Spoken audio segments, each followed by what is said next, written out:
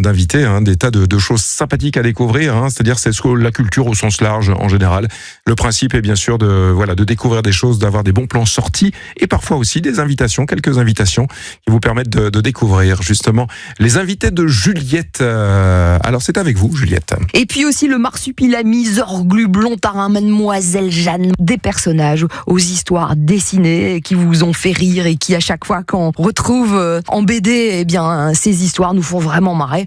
C'est dans cet univers, celui de Franquin, que nous plonge notre ami Bob Garcia, notre Bob à nous. Voilà, chroniqueur journaliste que l'on retrouve tous les mardis pour les bons conseils de lecture d'ici. Bonjour mon cher Bob. Bonjour ma chère Juliette. Bonjour. Après les ultimes secrets d'Hergé, vous nous proposez ce super passionnant ouvrage sur l'œuvre de Franquin. C'est un travail de folie, détaillé, amusant, truffé de références. Comment vous le présentez, vous, ce nouveau livre ? Il y a plusieurs chapitres qui commencent par une petite biographie de Franquin, mais très légère, parce que ça a déjà été fait. Donc c'est juste un rappel.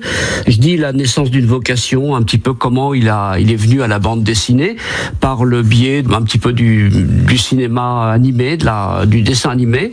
C'est ça d'abord qui l'a influencé. Ensuite, je parle de Spirou, ses grandes œuvres en fait. Spirou, il est passé de Spirou à Modeste et Pompon pendant une certaine période dans le journal de Tintin. Puis je parle évidemment de Gaston, qui est arrivé un petit peu de manière inattendue dans le journal Spirou et puis qui a fait la carrière qu'on connaît. Et puis après, l'évolution de Franquin vers de nouveaux horizons, comme par exemple les idées noires. Donc voilà, je brosse un petit peu l'ensemble de son œuvre en essayant à chaque fois de décortiquer ses bandes dessinées, les références, les influences, tout ce qui a pu alimenter son œuvre en fait. Voilà un petit peu comment c'est construit. Ouais, alors Franquin, pourquoi ? Parce que nous venons fêter le centenaire de sa naissance. C'était le 3 janvier 1924. Il naît à Bruxelles, donc c'est un peu un voisin pour nous, gens du Nord et du Pas-de-Calais. Et alors moi, ce qui m'a marqué, il a fait une partie de ses études à Saint-Luc, à Tournai, qui est une grande référence. Oui, mais bien sûr, c'est une référence pour l'ensemble de la bande dessinée franco-belge. Et il est passé par là. Il a fait ses humanités exactement à Saint-Boniface, à l'école catholique qu'avait fréquenté Hergé d'ailleurs.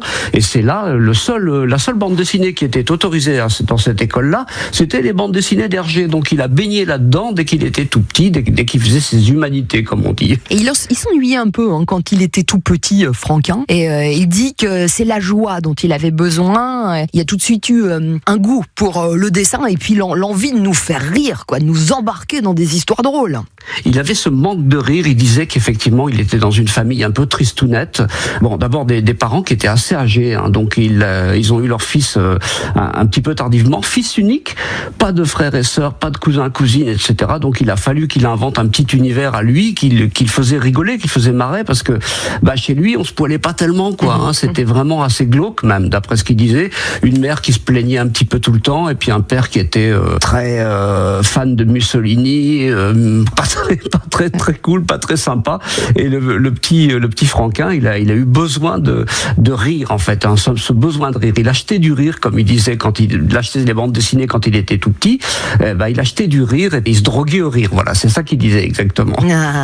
Vous restez avec nous, Bob Garcia. On a beaucoup de plaisir à vous accueillir dans ces rendez-vous culture sur France Bleu Nord pour votre nouveau livre Franquin, les secrets d'une œuvre, avec à l'intérieur Gaston Lagaffe, le marsupilami, Mademoiselle Jeanne de Messmaker. On va encore en apprendre sur ces personnages. À tout de suite. Franquin, voilà les secrets d'une œuvre. Avec vous Juliette et notre ami bien sûr Bob Garcia qui vient régulièrement.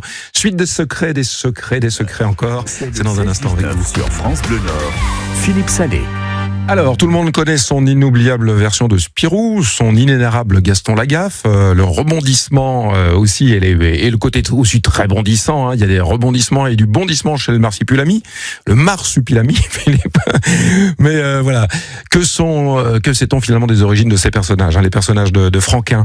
Et pour tout connaître, et même aller encore un petit peu plus loin, on plonge dans le passionnant nouveau livre de Bob Garcia, donc notre chroniqueur, mais aussi notre journaliste et écrivain. C'est votre invité, Juliette. Oui, on retrouve Bob Garcia pour son nouveau livre, Franquin, les secrets d'une œuvre. Bob, alors ce qui est vraiment absolument incroyable et génial dans votre livre, c'est que vous allez chercher tous les détails. Et on a l'impression que vous avez observé chaque vignette des dessins de Franquin, mais à la loupe.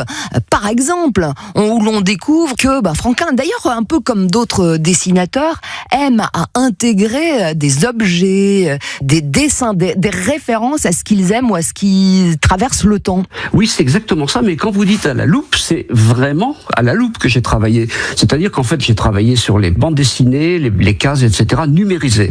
Donc sur l'ordinateur, vous avez une fonction loupe, là il suffit avec 2 doigts de pouf, d'écarter un petit peu la case, et vous voyez des détails sur lesquels on passe quand on lit une bande dessinée. On suit l'histoire, on se laisse un petit peu porter par ce que ça raconte, et puis on rigole bien au fur et à mesure, mais on passe peut-être sur des détails de fond de case. Et il s'est amusé, donc Franquin, à mettre des détails, il appelait ça les gags dans les gags.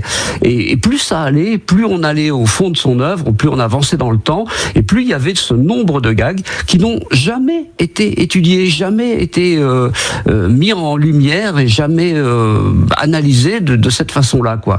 Et on trouve des références à des films, donc certainement qu'il les a vus, puisqu'il en fait référence, ou du moins il en a entendu parler au minimum. On trouve des références à effectivement à des personnalités célèbres de l'époque. Il y en a plein, et on les voit pas forcément quand on lit un petit peu activement comme ça cette bande dessinée. J'ai bien aimé aussi, alors j'ai appris la naissance de Gaston Lagaffe, parce que là aussi vous révélez les inspirations, et il le dit d'ailleurs lui-même, Franquin. Et ça aussi, ça n'a jamais été, ça a été évoqué une fois dans un livre que je conseille d'ailleurs. Tiens, voilà, c'est le chroniqueur qui reprend le dessus. Il faut absolument lire Et Franquin créa la gaffe, c'est de Numa Sadoul, et il vient d'être réédité ce bouquin-là. Et Franquin dit dans ses entretiens, oui, je me suis inspiré d'un personnage mexicain, un personnage de bande dessinée mexicaine qui faisait un carton à l'époque parce qu'il a séjourné très brièvement au Mexique. Mais personne n'est allé chercher ce personnage, qui c'était.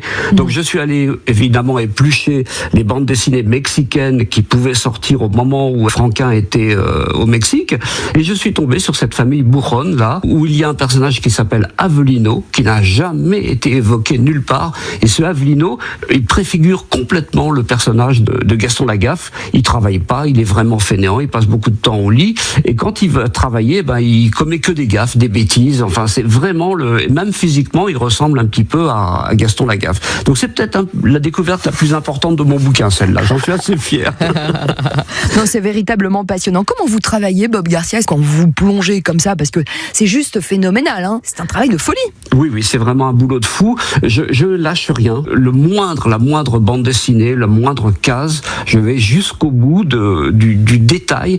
Et alors, c'est une folie, parce que quand j'ai fini ce bouquin-là, j'ai découvert, en relisant encore pour la énième fois, encore 2, 3, 4, 10 détails qui m'avaient échappé. Donc c'est une œuvre, mais d'une densité, d'une richesse absolument incroyable en nombre de références, de clins d'œil qu'il adresse à ses lecteurs, et je lâche rien. Donc avec la loupe, je regarde effectivement case par case, donc ça prend un temps fou, comme vous pouvez l'imaginer. Les secrets d'une œuvre par notre ami Bob Garcia. Bravo encore, Bob. Et merci mille fois de me donner la parole pour parler de mes propres ouvrages, alors que d'habitude je parle plutôt de ceux des autres. Et votre livre est sorti aux éditions du Rocher. Merci, à très vite. Allez, merci à vous deux, merci Bob Garcia. Bob Garcia, retenez le nom de l'invité de Juliette aujourd'hui pour parler de son livre, justement, Bob Garcia, avec qui on vient de faire un peu plus ample connaissance, on va dire, et que vous retrouvez d'ailleurs régulièrement comme chroniqueur aussi sur l'antenne de France Bleu Nord.